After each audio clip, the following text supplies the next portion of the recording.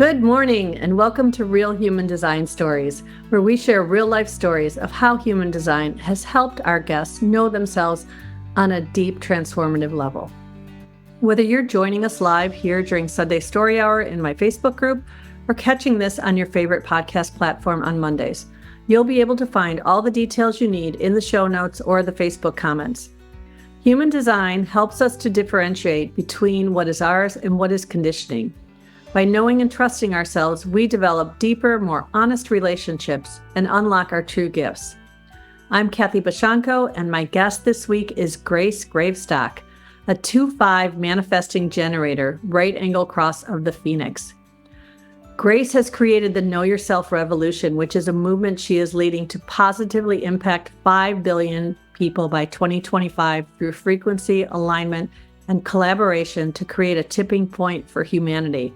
And I really wanted to share that before I even introduce you, because I just think it's such an amazing goal, and really, it's been so cool to watch you as you're doing this, Grace. I've met Grace through Karen Curry Parker's community. We were in a few different groups together, and we've had many conversations. And I actually was on one of her summits she did for this purpose. And it's really an inspiring thing. And so I would really love for you to just dive right in, because there's so much for us to talk about in this 1 hour, because you had this great tour. I want to get to that. But first, let's go back to the beginning of your story and how all of this started. And welcome, Grace. I know I threw a lot at you, but let's just go for it in true manifesting generator style like you do. Thank you, Kathy. I'm excited to be here, and I appreciate the opportunity to share this story and this mission and my big vision. So it all started for me in a kitchen, and I woke up, I was depressed, I was crying, I was really at the edge of breakdown, and I had a pivotal conversation. My new roommate asked me a question. I'll just take you back right before what happened. So all of this really started when I was in another kitchen. I was in my kitchen, and my ex put a knife to my neck, and I turned around and I looked at him, and there was nothing there. It was creepy, and I thought, when I got into bed that night, I thought, if he kills me, I don't even care. I just want it to be over fast. I just want it to be quick and easy and painless. And so I left in a hurry. I moved in with friends, and that brought me to this another pivotal moment, which I was in the kitchen with my new roommate. And he said, "How are you this morning?" And I just broke down crying. And I said, "I just don't want to live anymore. I'm really ready to check out." I had a lot of pain, debilitating migraines that I'd been dealing with for years, but finally it was just too much. I was going through a divorce. I was getting laid off. I was having these headaches, and I was just ready to be done with everything. I did not see the point in going on. I made a decision that day because of this conversation that we had in the kitchen. He said, "Grace, this can either be the best thing that ever happened to you, or it can take you out, and you get to choose what it's going to be." And I've always felt that I had a purpose and a mission and a reason for being here, even though I didn't really know what it was. And so I said, I made a choice inside my heart that day, and I decided to go on, to stay and just to give it another shot, like to not check out that day. It was really just one day at a time. And that conversation led me to follow his guidance. He's a 5/1 projector, and he was really into human design. And he really pushed and pushed and pushed for me to get a human design reading. And I wasn't ready to spend that much money on myself at that point. A couple $100 seemed like way too much. And I didn't know what I was going to get. And I didn't know why it mattered or why he was so insistent on it. But he kept pushing, and his partner kept pushing me too. And so both of them were just like, "Get a reading, get a reading, get a reading." And I finally did. I just said, "Okay, fine." And I did it. And even when I got the reading, I didn't really get anything right away. And I was frustrated. I remember when they came home from work and said, "How was your reading?" And I said, "It was okay." But I felt like since I had spent so much money on it, I was just bound and determined to get all the value. And so I listened to it 3 times, and it was on that third listen that bells went off sort of in my head. And I heard a voice that said, you are not broken after all. You're perfect the way you are. You're perfectly designed to be and do what you came here to be and do. And that was it just shocked my world. And I suddenly took notice, and I thought, oh my gosh, all of a sudden the things that he had said in the reading made a lot of sense. And I realized that the things that I had been beating myself up over for so many years, the things that I had spent literally tens of thousands of dollars trying to change about myself, were actually gifts and not problems, like my ex had told me. The ex, I'm going to say the ex. I don't want to own that. And anyway, it was a really big turning point. And so that led me down a path, and I was so excited about what I was learning that I just had to learn. I had to dive deep into it. And so I looked at all the different, blah, blah, blah, a lot of research. And I came to Karen Curry Parker, and I really liked her philosophy, and it just, her message really resonated with me. And that's how I came into the space eventually where you and I met, Kathy. And that was a little over 7 years ago. Yeah. Okay. So you found it at a similar time when I originally found it, because I think I'm just about hitting 8 years now. I think it'll be 8 years in August, maybe. I looked it up one time because I know my sister sent me something, and I was like, let me go find that. That's a powerful story, though, Grace, and it really is a huge thing to have that realization that, something can either like take you out or it can take you up into new things, right? And I want to get back to your story in a minute, but I just wanted to share. I had that same thought this morning. I'm here visiting my daughter, hence my virtual office background still, if you see my hands being weird. And I'm down in Florida, and I looked at Facebook, and I said, oh, it was 11 years ago that we were in Thailand. And then I was like, oh, it was 12 years ago that we were driving to Illinois when my mom died. And I said, now we're entering that portion where my memories have this juxtaposition of all the joyful memories of going to visit my sister in Thailand and her two girls, which is one of the greatest, most wonderful experiences of my life. And the experience of spending 3 weeks or so with my mother as she was dying. And the reason I was able to go to Thailand is because of the money my mother left when she died. So it was one of those things of like, of course I would love to have had my mother live, but I also had this beautiful thing that came from it. And in no way does one negate the other, right? And so that's when you can find the meaning in the difficult things. It really does transform the way you think about the difficult things when you go through the next one, right? I'm so glad you said that, Kathy, because that's exactly one of my key messages is life happens for us, not to us. And that everything that has led us to this point is actually not, it feels like a challenge when you're in it for sure. But once you get past it, usually you can look, if you look, you can see how it probably brought you to where you are. Like you just said with your mom, and in this case with me and the ex, and 15 years of marriage just gone like that overnight. And I think, what did I do? Did I waste I've had those thoughts, like, how could I have wasted 15 years living someone else's life, which is essentially what I was doing. It turns out he was gay and living a secret life and all these different things that I just felt like so foolish for not seeing earlier. And so, there was a time of beating myself up, like, what, how could I be so stupid to not see these things? But when I look back on it now, the way I choose to see it is all of these things led me to where I am today, and they helped me to actually to fulfill my purpose. So when I learned about my human design, and I realized that as Cross a Sleeping Phoenix, according to Karen's book, my quantum purpose is to learn about power. And so when I translated that to my experience, I realized it was about being disempowered. I'm really familiar with what that feels like. I'm also familiar with what it takes to get out of that, to start to stand in my power and then to be in my power now. And that's what the Know Yourself Revolution really is about. And then also helping other people to get from where they are being disempowered to recognizing what that looks like and what that means, and how they're so much more powerful when they stand in their power, I use, as you do, Kathy, human design to help them understand who they really are, because that was my big breakthrough. It was like, oh my gosh, I'm not broken after all. I'm perfect the way I am. And so are you. And so are we all. We have everything within ourselves.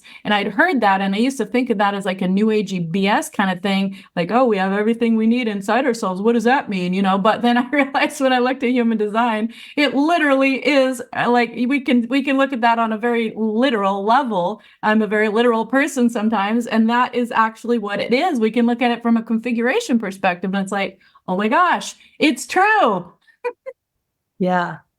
Yeah. So, okay. So when you first found it and you had this, you listened to it for 3 times over how much period of time was that? Like within a week, or was that like, did it take you a couple months till you got to that point where you had the voice say? I think it was a couple weeks. Yeah. Okay. And then once you heard that, like, how did you approach moving forward?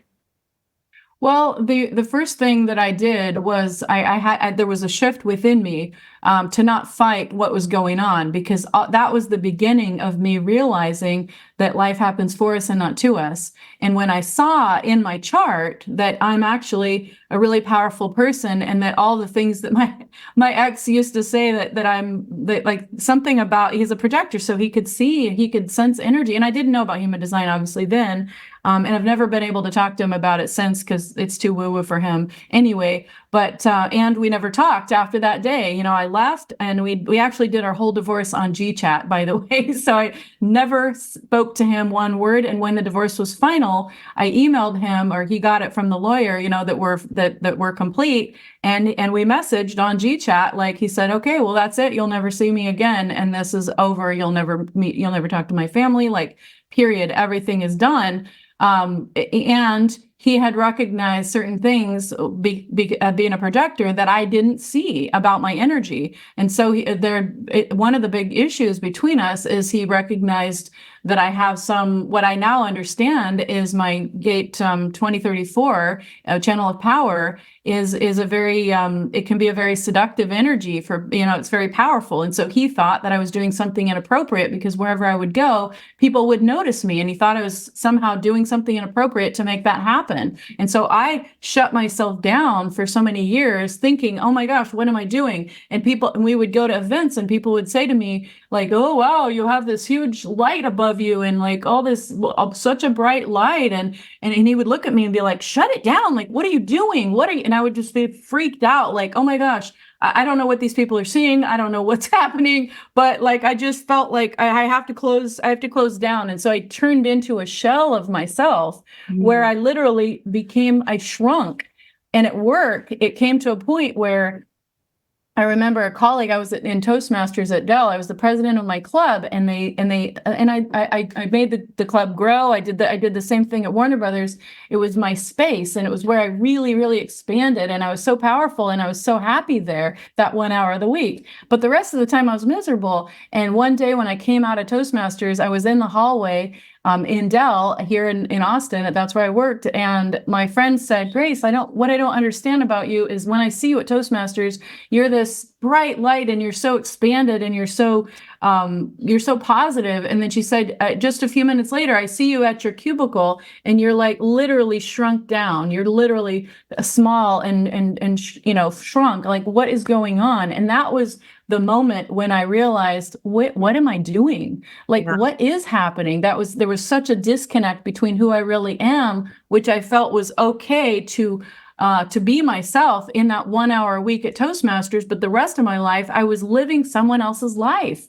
And that was just, it took me a long time to reconcile those two things. But human design was the thing that helped me to reconcile it, because I had data points, because I'm very analytical, logic circuit, and so that really, it was a big part of why human design was so pivotal for me, because I could finally see it. It wasn't just somebody telling me something that I felt like maybe they were making stuff up or trying to make me feel better or whatever. I could literally see it in my chart. And that was what was really pivotal to me about this tool and this thing that we both use, Kathy. And that's why I feel so passionate about helping other people understand their design, as you do. And I love it. Yeah. And I'm sitting here, I have your chart up while we're talking, and I'm looking at it, and I'm like, Oh, well, of course you had that effect, because not only do you have that 2034 as, you know, your it's in your body, right? It's your design. Sun and earth forms that channel. So it's like a huge, like, physical attraction. But you have, in human design, for those listening, there are certain channels that are referred to and gates that are referred to as aura busting.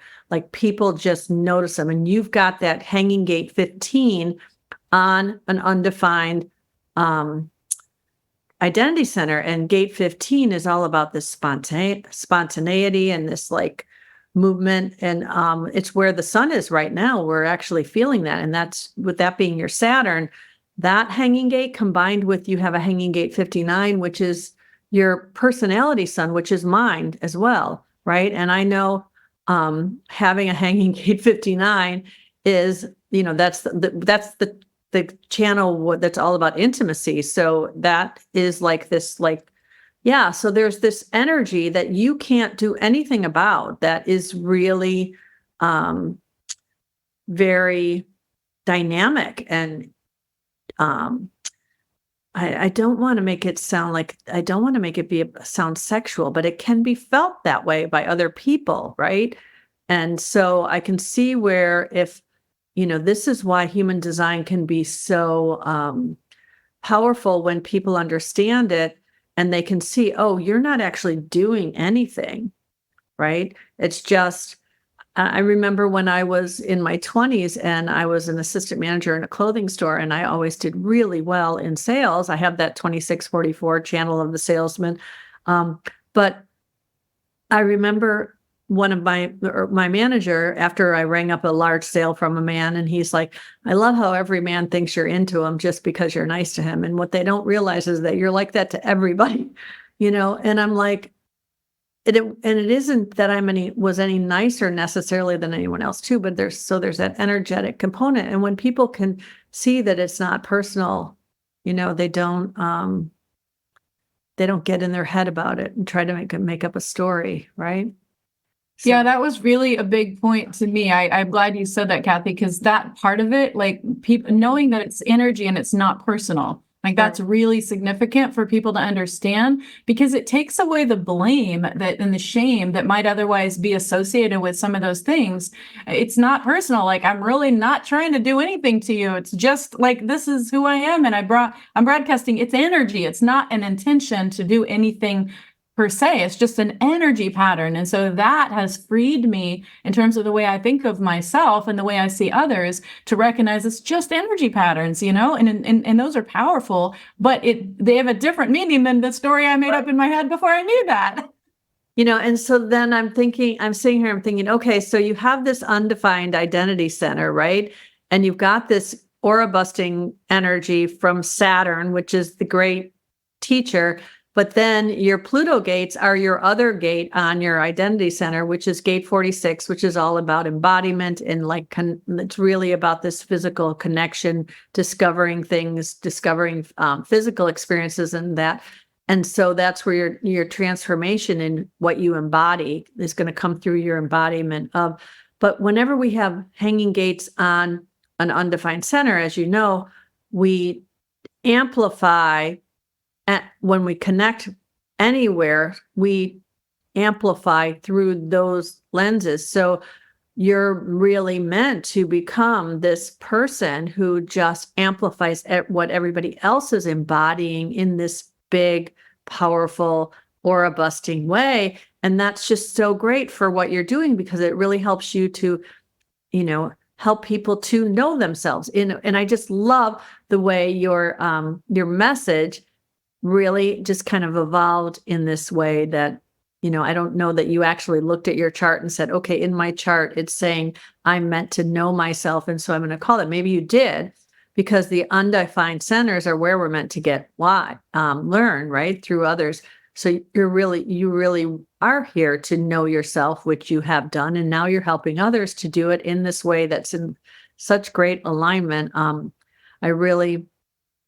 I love it. And I'm wondering, at what point did you go from, when did the Know Yourself revolution come about? Yeah, that's a good question. I think it didn't come right away. I'm trying to remember exactly what the genesis was. I think it was a combination of things that led me to that. I used to go to Sedona every year with this housemate, the one that gave that said, "Come to my house." When I called her from the parking lot of the dentist office the day, right after that thing happened with the knife, and I said, "I have my stuff in the car in the trunk." I talked to the lawyer. My sister pushed me to talk to a lawyer, and she said, "Just pack a bag, make it so that he doesn't see that you have a bag. Put it in your trunk, and just go to work and don't ever come back." So when I did that, I moved in with this friend. I called her from the parking lot that morning because I left early for a dentist appointment, which was true. I did have a dentist appointment, and when I called her, she said, "Just come to my house and we'll figure it out." And I ended up living there for 3 years. And so during those 3 years, we ended up going to Sedona every year for 3 years. And when I was in Sedona, I wish I could say I'm a person who's really into meditation and that I meditate a lot. I've always wanted to. I like when other people talk about it. I think it's so amazing. And I've been very inconsistent, and I can't say that anyway. I'll just say that it's still a process I'm in. But the reason I mention that is to say that even despite all of that, whenever I go to Sedona, I would get a very clear message, and it was always the same. And the message was, and I don't even remember exactly how it came, but I found a video. This is the answer to your question: how did the Know Yourself Revolution come about? It started with these trips to Sedona, and I have a video of myself. It's not myself, but I was panning, the scenery in Sedona, and I think I had just come out of a meditation because I could tell my voice is a little groggy, and I said, "I just got this very clear message, and I'm supposed to do these 4 things: motivational and inspirational speaking, one-on-one and group coaching, a weekly podcast where I interview others who have a personal transformation story and now have a product or service to share with others in transition, and an online community where people can go when they go through one of these big changes and all of a sudden their world falls apart and they need community and connection and new resources, and they're thinking about their life in a whole different way, and it's all new and they don't know where to go." And so, because one of my superpowers being a manifesting generator is shortcuts. So I can help people with shortcuts for that. So anyway, all that felt really aligned. And the last time I went, which was, I think, 4 years later, I got another message. It was like, "Okay, you haven't really done a great job with the first 4 things yet, but we're going to give you one more thing," which is something about voice and frequency. And they said, I don't even know how this came. It was just sort of like this intuitive, I don't even remember how to explain it, but it was just this clear message that I got. And it was, you're supposed to do something with frequency and your voice. And you don't understand what this is right now, but when the time comes, you will understand it. And so all of this is to say, right after that, I started getting visions of things that were going to happen in the future. And then I got a message. I think I got a message. Know Yourself Revolution. I think it just came like in a I'm going to say in a meditation. It sounds like I'm sitting around meditating all the time. I'm not. I just one day knew that's what I need to do, and so I just put it out there. And I was with these friends. They were both coaches and both into human design. We started teaching human design together and doing meetups and events and stuff like that. And it just sort of evolved. And the vision to positively impact 5 billion people by 2025. I'll be honest and say at first it was 5 million people, but then the projector friend of mine was like, "How are you going to measure that?" Because projectors are really good that way, and that's my experience. And I said, "I don't know, but I'm open to seeing how that plays out." And I became a Google guide. And I know that a lot of people are going to think this is really way out there. Like, how could you even measure this? But if I think in terms of frequency, and I believe that my frequency, everything I touch has, is embedded with it is my frequency, then that's how this works. So just kind of play with me here for a second. So I became a Google guide. I'm in the top 10% of Google guides. I've now, my stuff has been seen by over 40 million people. So when I got close to 5 million, I thought, well, if we count it that way, which really isn't really the same thing as what my initial intention was, but if we're going to create a tipping point and we're going to do it through frequency, alignment, and collaboration, that's pretty broad. So if we think, if I believe that I'm like a Wi-Fi signal, which is one of the ways I describe human design to people now, like when you look at your chart, think of yourself as a Wi-Fi signal, and you're broadcasting certain things, and you got your Bluetooth on and you're picking up information, the open centers and all that. So that makes sense to me because I used to be in radio,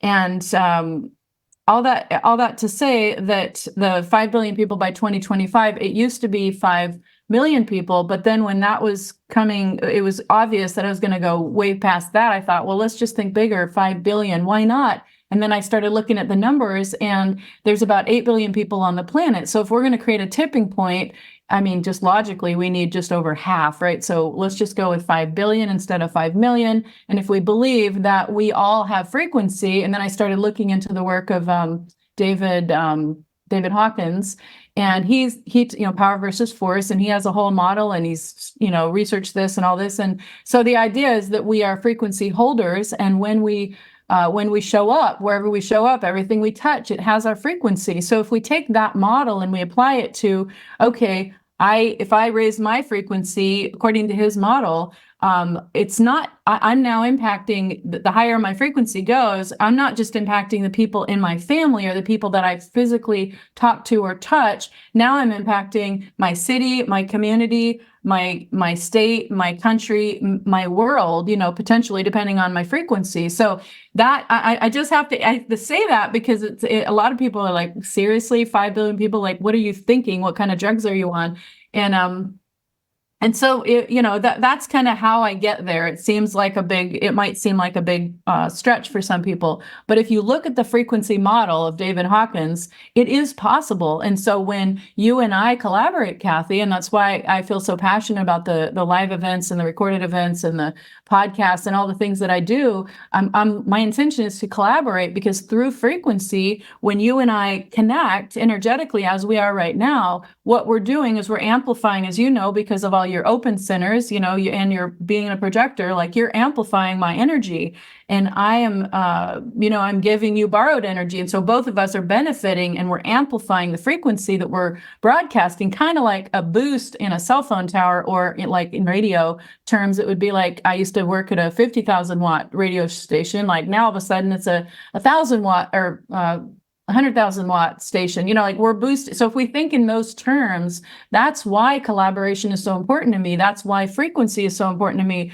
So that really led me on a journey to look at frequency and think about it from all these different perspectives. How can I both measure my frequency and raise my frequency, and then amplify that frequency through the work that I do with other people? And then how can I, in a win-win collaboration, amplify their frequency and they amplify mine, like we're exponentially helping each other to have a bigger impact. And so that's why all of a sudden having collaboration with people who share the vision of creating a tipping point on the planet is so important, because when we're aligned in that vision, now that also gives us a frequency alignment that makes us both just exponentially both more powerful and more impactful. And so anyway, that's how I see the Know Yourself revolution. And that's kind of how it evolved from my trips to Sedona, and from, visions that I got of other things, which it's a whole nother story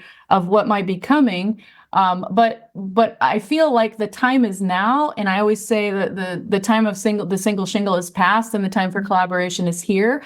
And I think it's because I always say that, and I think to myself, like, stuff comes out of my mouth, it's the 2034 before it goes through my brain, and I sometimes, question it, but I know that once I say it, I'm like, well, there's a reason I said that, and actually it does make sense. And so even though some of the things that come to me are a little bit ahead of their time, they've been proven, they've been, then there's stuff that comes out, and about now a lot of people are talking about frequency and gratitude. So gratitude is the way that I encourage everyone to raise their frequency, using a gratitude practice. And I do have a 2-step gratitude practice that I offer. And so anyway, all that to say, that's kind of how the Know Yourself revolution came to be.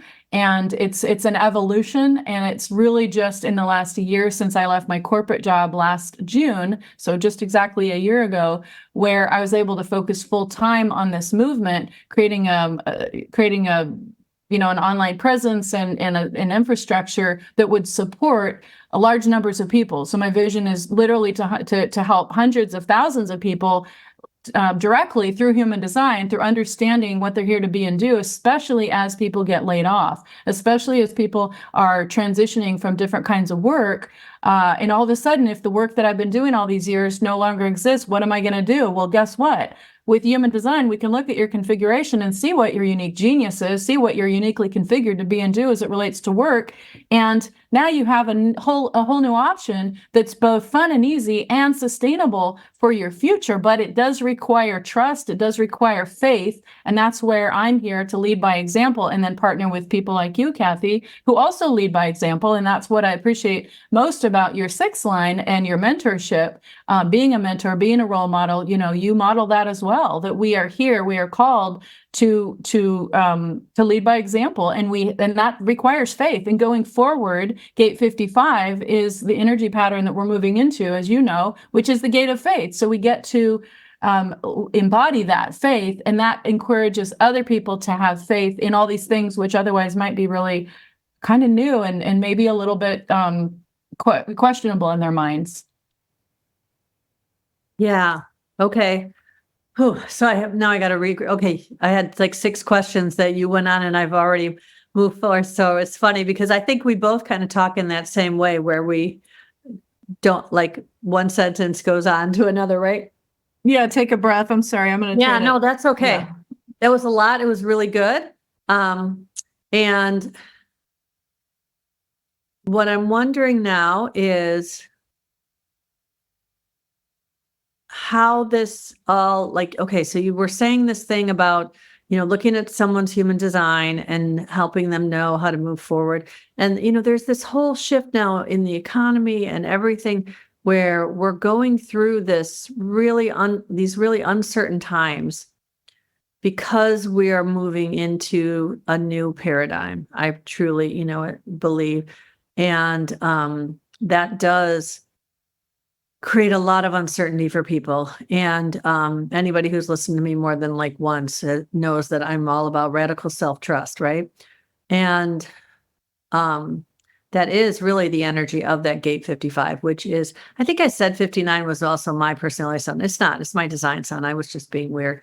So 55 is, I have the 59 and the 55 in the 2nd line in my design side, where you have it on your personality side, but we share that same energy in the same line, just in a different part of our design.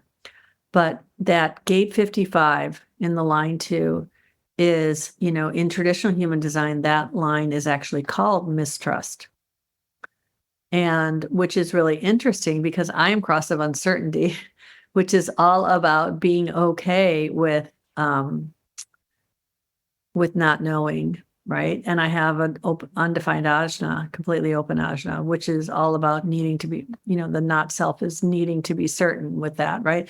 So there's all these things in my design that that are about, like, this that are kind of as Karen Curry Parker would call them, the conundrums, right? There's this thing where my life theme is about uncertainty, like being okay with uncertainty and seeing, like we talked about earlier, that, the gifts come in these unknown forms, but yet there's all these parts in my chart that want me to be certain, but then, and then this whole dynamic right now with what's happening in the world, like with so much division, not just in our country with the elections and everything with that, but also in the world with, we've got still have the war in Ukraine. We still have, all this stuff going on in the Middle East, and I don't, I'm not meaning to get into that, but there's a lot of stuff where people are like, what do I do? And so really being able to know that we are just meant to be, right? We're just meant to be, not. And I don't want to say we don't do anything, because it's not like we turn a blind eye to people's pain and misery. But that frequency that you're talking about, the more we get in a place of fear and doubt and anxiety, the more we lower our own vibration. And so I love what you're doing because it's raising the vibration, right? It's all about raising the vibration, and how can we hold the frequency at a place that is raising it for everyone. And so as you have moved through this whole like really powerful journey, mission, whatever, I didn't mean to sound like I was trivializing it. Whatever word you want to use to call it, because I feel like it's bigger than all of those things. People have to be like telling you even mentioned, people are like, yeah, right. And how have you stayed focused and steadfast? And what are some tips you have for people when they are getting in that mistrust? Yeah, it's a good question. And honestly, I haven't had too many people actually. I haven't had anyone actually, except my close friends. Initially, when I first birthed, the idea of the know yourself revolution, like, how are you going to measure that?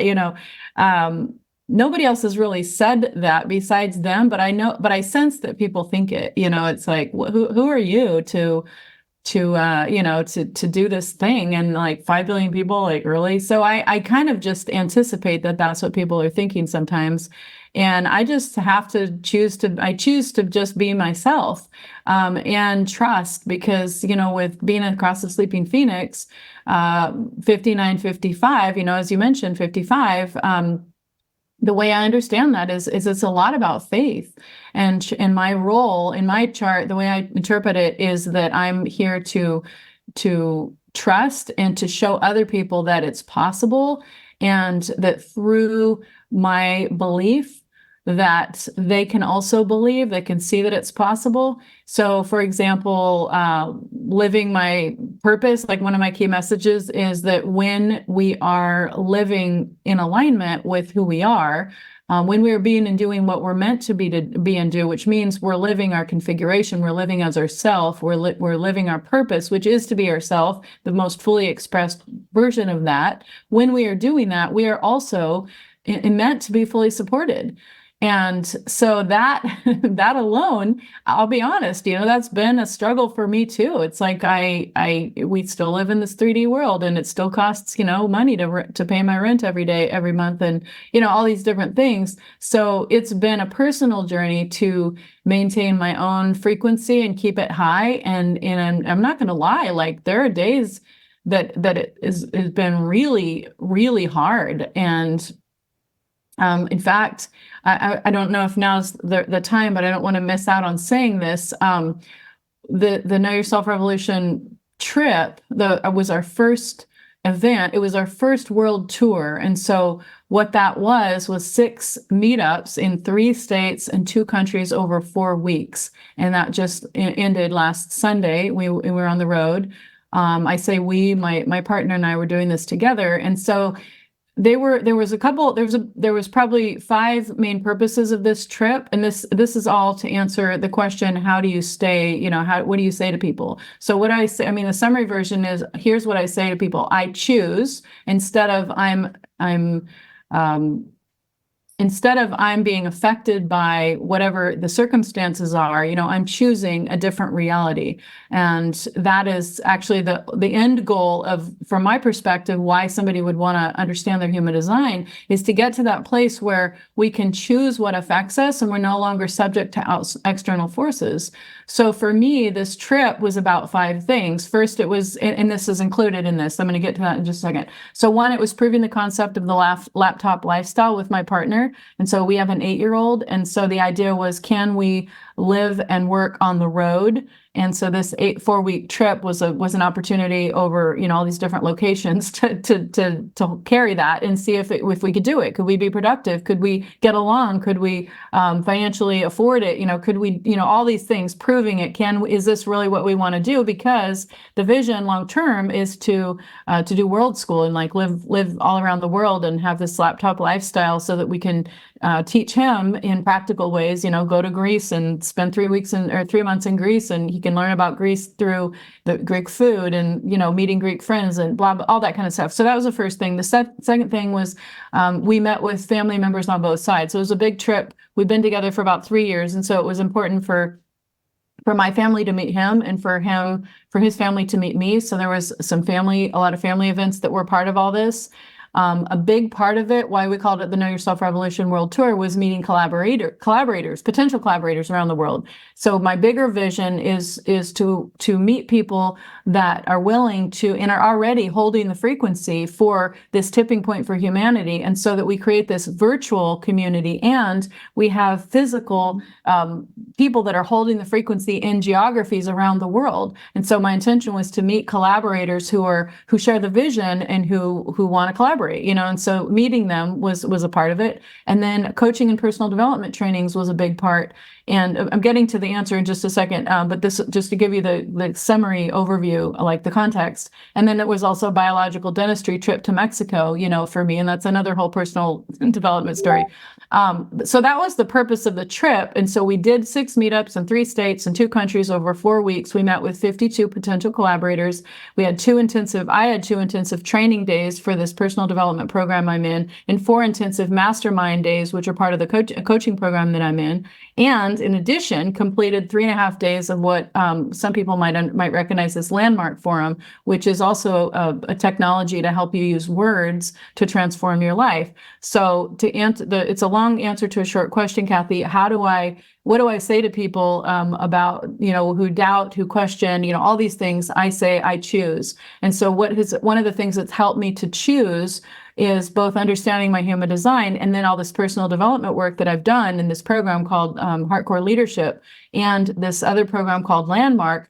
And so here's an example. I'm going to give you 5 examples of the breakthroughs that have happened just in the last 4 weeks as a result of this. So it's real tangible stuff. It's not just theory. So I had a reunion with my sister Joy after 5 years of estrangement.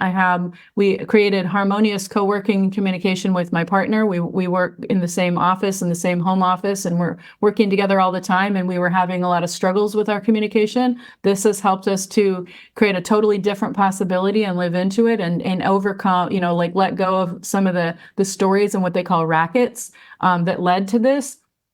I had a reconnection with my stepdad after 2 years of distance, and he made time to meet my partner when we were in California recently. I realized that my rackets leading to resignation, which was my biggest stopping point for the Know Yourself Revolution, was thinking like this, I can't do it. People don't care. It's not enough. I'm not enough. All these different things. I overcame that and transmuted that by learning something about, which is called being in my contract. So it's coming from who I am rather than who I'm not. So I am a joyful, passionate, connected woman. That's who I am. And when I'm connected, when I'm coming from that place of being, then I choose differently, and I can choose, and then my racket of headaches for the last 25 plus years, I realized how to transmute those with simply, and this is so simple, and I just wish I would have got this earlier, but simply listening to my body, closing my eyes, feeling the pain, acknowledging it, and then just letting it go. Like it was as simple as that. And wow. I've had just horrible, handfuls of painkillers and, just dramatic, all this kind of drama in my life, many days of missing work from these horrible headaches. And really all that was my body giving me a message that I'm out of alignment, that I'm not being and doing what I'm here to be and do. So,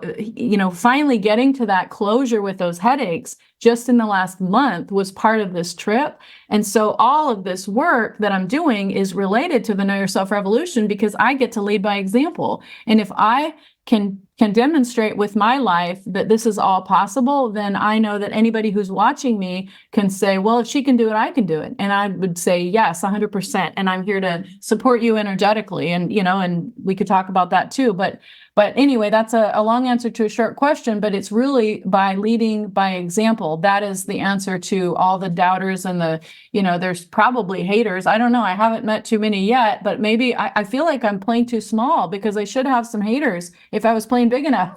I'm not asking for haters, but I'm just saying that's what I've heard. Like when you're playing a big enough game, you get haters. And I've really had a lot of people supportive of the idea.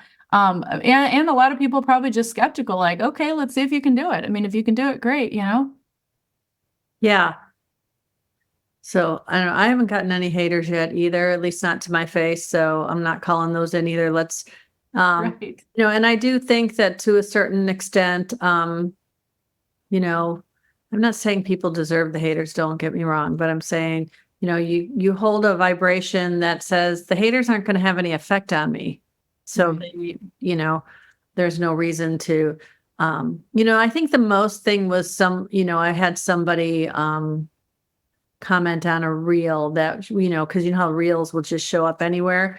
And it just said somebody said something that implied that, it was crazy talk, and I was like, I just ignored it.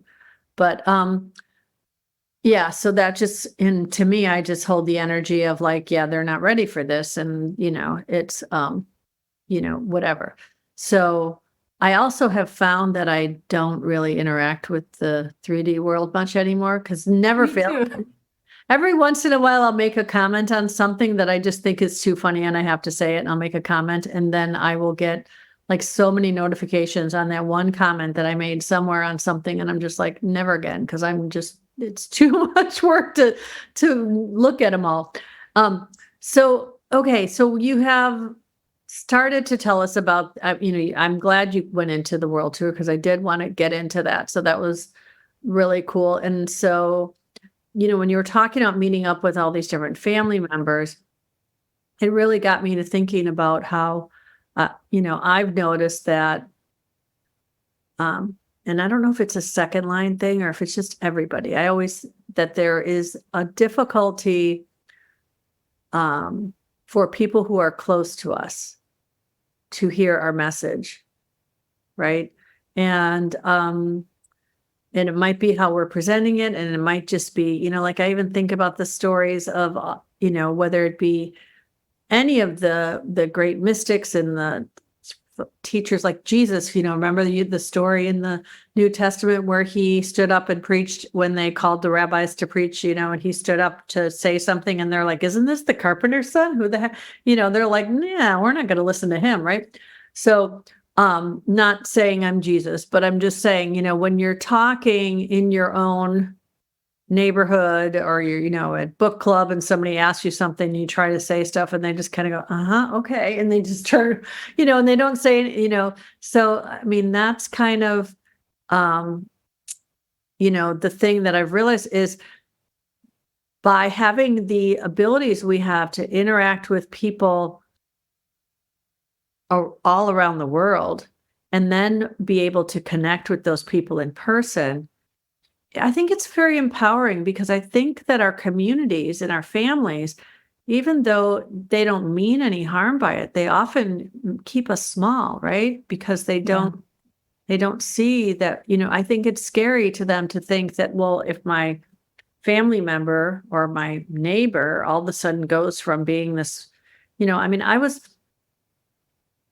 a stay-at-home mom for the most part. I went back to work part-time in retail clothing sales. And I did that for about maybe 11, almost 12 years. And then I quit right at the end of COVID, still kind of in COVID, just because it was time.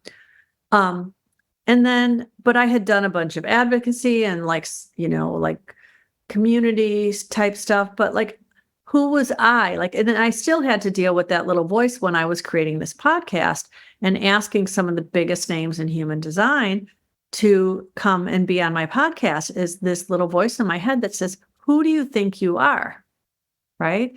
But then I also reminded myself, I'm a once in a lifetime cosmic event, right?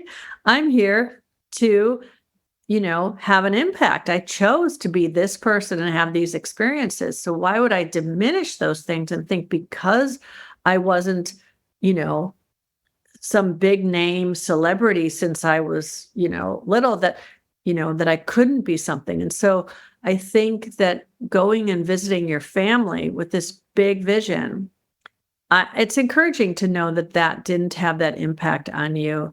I'm wondering in general how they, if anybody was really receptive to the human design message at all. Yeah, I'm glad you asked, Kathy. I think it's something, I suspect it's something that all of us who are heretical in some way, struggle with their families.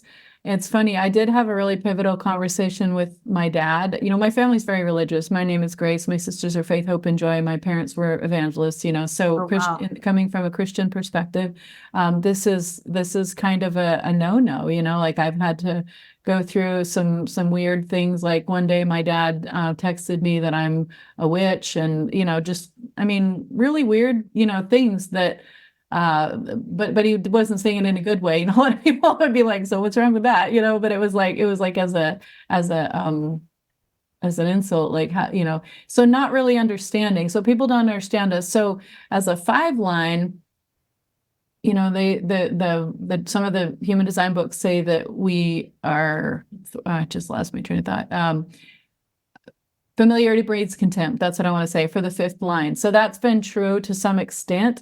I can say that I have some family that probably, overall, I'm going to say my family's been broadly supportive. I mean, there have been definitely some roadblocks along the way, just people not understanding. I remember I had a pivotal conversation with my stepdad 2 years ago, which is what precipitated the 2 years of real distance between us, where he just wouldn't answer my calls and, whatever.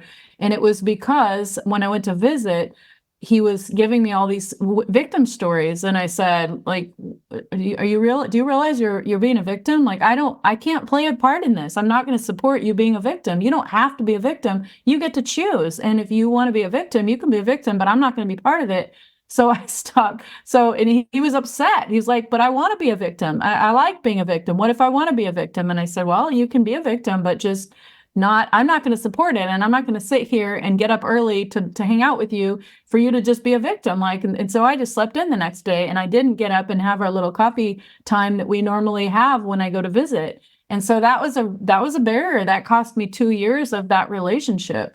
And I feel like the work that I've been doing on myself, it's about my own frequency and letting go of some of the garbage, the conditioning and programming that you and I talk about, Kathy, that lives in our open centers. That helps us to be, when we let go of it, we develop more wisdom around, for instance, for me in my chart, it's my self-worth, it's my value, it's my people pleasing. When I let go of all these things and I just choose to step into I am, like I mentioned, my contract is I am a joyful, passionate, connected woman. And when I come from that place of being, then it doesn't even matter what people say. It doesn't even matter what they think. And I just, if I'm committed to what I'm creating, and that's what I do every day, I do a gratitude practice that helps me to keep a high frequency, get into a high frequency, I'll say, because I'm not always in it, but I get into a high frequency and then I maintain it with gratitude. And then my practice starts with the first part of getting into that frequency. And then the second part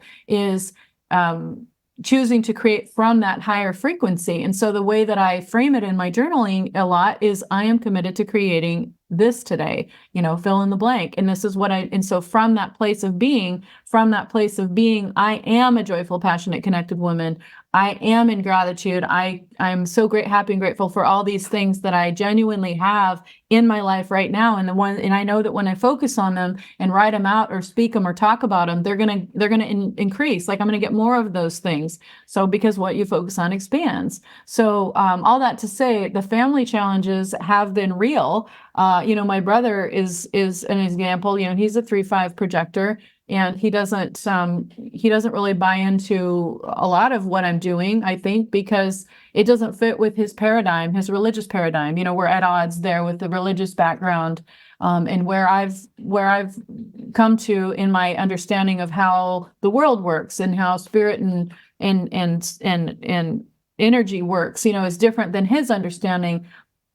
And so that could create a divide for us, but we've talked about it. We've had many heart-to-heart conversations, and what we've come to is a support and a love for each other, and just a recognition, like, look, okay, I honor your perspective of the world. It doesn't need to be the same as mine.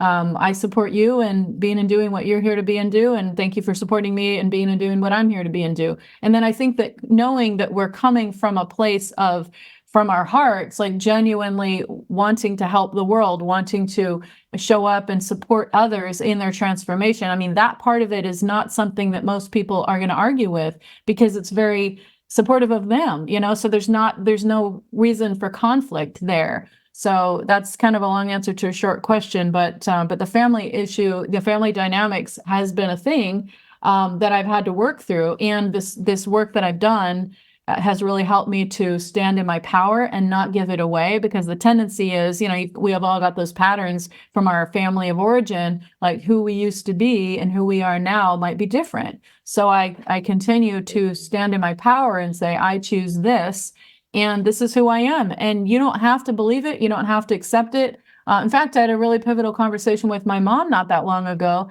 and I shared with her some of the really radical things that I've gone through in terms of healing with energy healers, and I said, Mom, like, I don't think this is going to fit with your understanding of how the world works, but I'm going to step out on a limb because I love you and I want to share. I want to maintain the connection that we have, and I want to share it with you. And in the end, we were both crying, and we both agreed, you know what? Okay, we're going to be open-minded. I'm going to keep my mind open to new things, and you're going to keep your mind open to new things. And we're going to just continue to love and support each other, even if we don't agree, and even if we don't see things in the same way. And that's what I've come to with that. So thank you for asking that question, Kathy. I think it's something that we all, as spiritual entrepreneurs, we all probably face it to some level. Yeah. My mom, as I mentioned at the beginning of this, passed away in 2012. And so that was before I'd found human design. But I'm curious, sometimes I would think, I wonder what she would have probably been a lot like my husband. Well, that's good for you, but I don't get it, type of thing, right? And that's fine, that doesn't need to be for everyone. But I do think that it's been super empowering to be able to meet people like you who have, and other people that I've met through online communities and online connections. And I'm thinking that, some of these meetups that you did, I would love to hear a little bit about the meeting in person where you specifically sought out people, and, were you able to meet up with very many people in these stops that you? I did. I met with 52 potential collaborators, and I'll say that the biggest numbers were from the biggest events.